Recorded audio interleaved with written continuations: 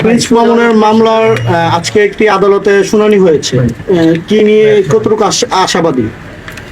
আজকে একটা শুনানি হয়েছে এবং আজকে একটা রায় হয়েছে, চার্জ গঠনের একটা রায় দিয়েছেন মহামান্য আদালত। আপনারা তো ঘটনাটা সবাই জানেন যে 2023 সালে 12 ডিসেম্বর আমার উপরে প্রিন্স মামুন যে ফিজিক্যাল অ্যাসল্ট করেছিলেন এবং আমাকে হত্যা চেষ্টা করেছিলেন, আমাকে শারীরিকভাবে জখম করেছিলেন।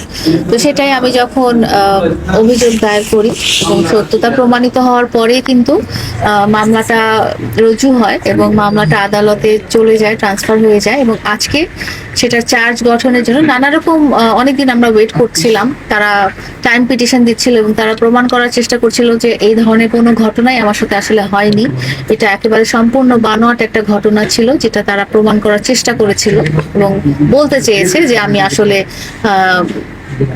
মিথ্যা একটা অভিযোগ এনেছিলাম।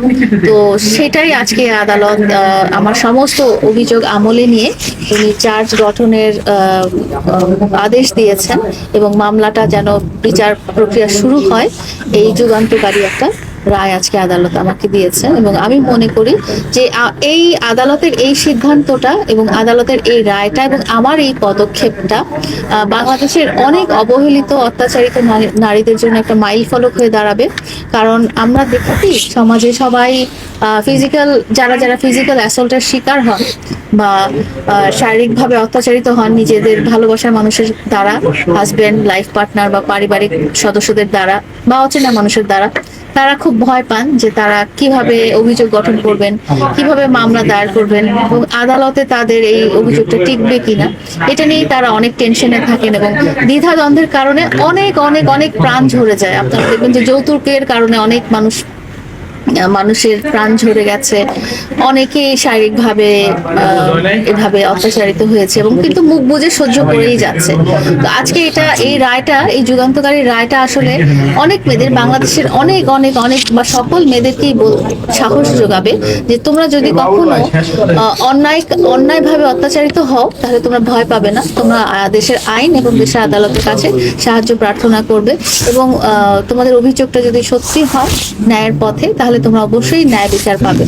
একটা সম্মেলনে আমি বলেছিলাম, আমি যখন মামলাটা দায়ের করি, মামুন একটা সংবাদ সম্মেলন করেছিল এবং আপনাদের অধিকাংশ সদস্যকে ডেকে উনি বলেছিলেন যে এটা একেবারে মিথ্যা একটা অভিযোগ এবং এই ধরনের কোনো ঘটনাই ঘটেনি। তো সেটার পরিপ্রেক্ষিতে আমিও কিন্তু আপনাদেরকে সবাইকে ডেকে দেখিয়েছিলাম যে এটা আসলে মামুনের একটা স্বভাবগত ব্যাপার যে সবাইকেই সে, ছেলে হোক মেয়ে হোক কাছের হোক পরে হোক, সবাইকেই সে মানে ফিজিক্যালি অ্যাসল্ট করেন। আমি একটা অনেক স্লাইড দিয়ে অনেক কিছু নিয়ে আপনাদের কাছে দেখেছিলাম। তো আল্লাহর রহমতে আল্লাহর কাছে হাজার শুকরিয়া যে আজকে এটা অভিযোগ গঠনের জন্য মহামান্য আদালত আদেশ দিলেন, কারণ এটা একটা সত্যতা আছে দেখেই আদেশটা দেওয়া হয়েছে। আচ্ছা, এমনিতে মামুন আপনার সঙ্গে চেষ্টা করেছেন যে উনি আমাকে, উনি এবং ওনার স্যার, আমি আবারও বলবো যে উনি এবং ওনার ক্ষমতাবান ভাই, পরিচিত লোকজন, বোন, যারাই হোক না কেন সবাইকে দিয়ে আমাকে খুব শ্রদ্ধা দিয়েছেন যেন মামলাটা তুলে নেই, না হলে আমাকে নানা রকম হুমকি ধামকি দিয়েছেন, নানা রকম ভয় ভীতি দেখিয়েছেন মামলা তুলে নেই, না হলে আমার ক্ষতি করা হবে, আমাকে নানাভাবে অসম্মানিত করা হবে। উনি লাইভেও অনেকবার এসে আমাকে অসম্মানিত করে গেছেন, অনেক কিছু বলে গেছেন। তো এই রিলেটেড কথাই আসলে শেষ পর্যন্ত বলা হয়েছে তার সাথে। সেখান থেকে আমি একটা কথা যদি বলি, মামুন বলেছিল তৈরি করে দেখাই দিবে, তো আপনি সেই দৃষ্টিকোণ থেকে আমি বলবো যে ওই যে ওর মতো 100টা মামুন আপনি তৈরি করে দেখাতে পারবেন যে এই যে ওর মতো। আমি আসলে কখনো এই ধরনের কোনো কম্পিটিশনে যেতে চাই না। মামুন যেটা করবে সেটা যে আমাকে করে দেখাতেই হবে এরকম কোনো কথা নেই। মামুনের ক্যাপাবিলিটি যেরকম সেই অনুযায়ী সে কাজ করবে, আমি আমার আদর্শ বা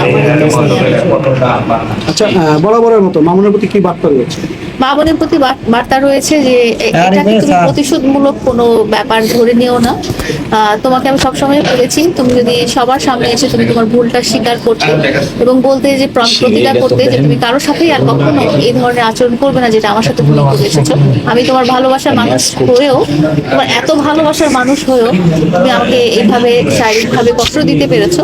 তো তুমি এই জিনিসটা যদি সবার সামনে প্রতিজ্ঞা করো যে এটা তুমি কখনোই করবে না, তাহলে হয়তো আজকে দিনটা অন্যরকম হতো, কিন্তু সেটা সে করতে রাজি হয়নি। সে তার ইগো নিয়েই ছিল এবং সে রাজি হয়নি। সে বরং ওটা আমাকে অনেক কি বলে এটাকে থ্রেট দিয়েছে যে তুমি এটা তুলে নাও, না হলে ঠিক হবে না, ভালো হবে। মানে আপনি বলতে চাচ্ছেন মামুন সরি বললে আপনি মামলা তুলে নেবেন? মামুনের জন্য টাইম ছিল, এতদিন কিন্তু টাইম ছিল। মামলাটা হয়েছিল 2023 সালে, আজকে 2025 সাল। এর মধ্যে অনেকবারই আমি আপনাদের মাধ্যমেই বলেছি যে মামুন তো আমার ভালোবাসার মানুষ। সে তার মধ্যে যদি রিয়েলাইজেশন আসে এবং সে যদি নিজের মধ্যে আল্লাহ যদি তাকে হেদায়েত দান করেন যে না, সে খারাপ পথ থেকে ভালো পথে ফিরে আসবে, তাহলে অবশ্যই তো আমি তার কখনো কোনো শুধরানোর ব্যাপারে বা শাস্তির ব্যাপারে আমি কখনোই তো আগ্রহী হতাম। ওকে, এখন যদি মামুন আবার যদি ভালোবাসার একটা ফিলিংস, যে তাকে ভালোবাসে, যত বিপদ হলো সে তাকে ক্ষমা করে দেয়, সেই ক্ষেত্রে আপনি মামুনকে আবার গ্রহণ করবেন কিনা? যেটা হয়েছে যে মানে এই মামলাটা হচ্ছে 23 সাল, আজকে 25 সাল, মোটামুটি 1.5 বছরের বেশি টাইম হয়ে গেছে। এই 1.5 বছরে যখন তার মধ্যে ওই উপলব্ধিটা কাজ করেনি, তাহলে আমার মনে হয় এটা আর কখনোই কাজ করবে। আমি ভালোবাসার নিদর্শন দেখেছি, 5 বছর পরেও ফেরত চায়, 10 বছর পরেও ফেরত চায়, এরকম অনেকেই করছে। এরকমের যদি হয়, মামুন ফেরত আসে, সেই ক্ষেত্রে আপনি কি করবেন? এই মুহূর্তে আর সম্ভব না আসলে আমার লাইফে ফেরত আসার, বাট আমি দোয়া করবো সে যেন তার নিজের লাইফটা সুন্দর করে গুছিয়ে নেয়, এটাই আমার দোয়া। লায়লা বিয়ে করছে কবে? লায়লা যে মুহূর্তে একটা সুইটেবল জীবন সঙ্গী পেয়ে যাবে তখনই বিয়ে করে ফেলবে এবং আপনাদের সবাইকে তার পাশেই তো বসে আছে। কেমন ছেলে লায়লা? যার কাছে আমি খুব কমফোর্টেবল ফিল করব, সেও আমার কাছে কমফোর্টেবল। সেই লোকটিকে আপনার পাশে বসা? এখনো অনেক অপেক্ষায় আছে আর কি। আপনি থাকতে হবে যোগ্যতা, তার যোগ্যতা এটাই, সে একটা ভালো মানুষ হতে হবে, সৎ মানুষ হতে হবে।